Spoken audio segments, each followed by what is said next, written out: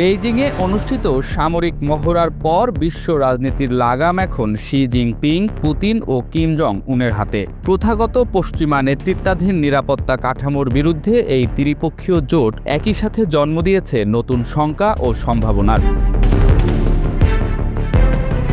বিশ্ববাসী জানতে চায় এই তিন শক্তিধর দেশ কি পরিকল্পনা নিয়ে সামনে এগোচ্ছে, কিভাবে তারা আমেরিকা ও পশ্চিমাদের কুক্ষিগত অর্থনীতি ও রাজনীতি নিজেদের হাতের মুঠোয় নিয়ে নেবেন। এসব নিয়ে চলছে চুলচেরা বিশ্লেষণ।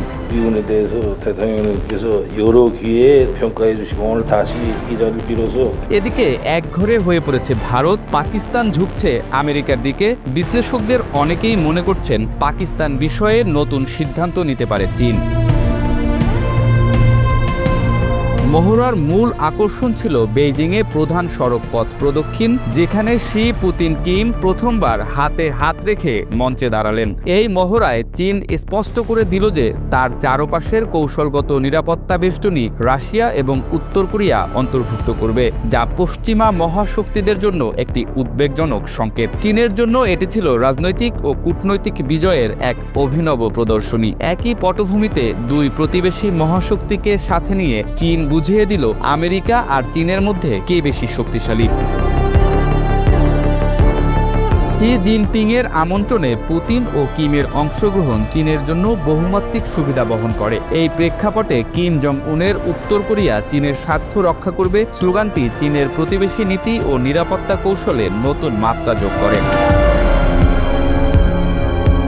চীন পশ্চিমা নিষেধাজ্ঞার বাস্তবতায় যেমন সুরক্ষা চায়, তেমনি এখানে কৌশলগত সমর্থন জোরদার করেছে। যথাযথ কৌশল নিয়ে বহুপক্ষীয় নিরাপত্তা উপায়ে রাশিয়া এবং উত্তর কোরিয়াকে নিজেদের নিরাপত্তাদাতার বেষ্টনীতে যুক্ত করেছে। এই সমন্বিত সমাবেশ চীনকে আঞ্চলিক ও বৈশ্বিক মঞ্চে নেতৃত্বের শক্তি প্রদর্শন করে, যা বেইজিংয়ের মাল্টি অক্ষ কূটনীতিক লাভ নিশ্চিত করে।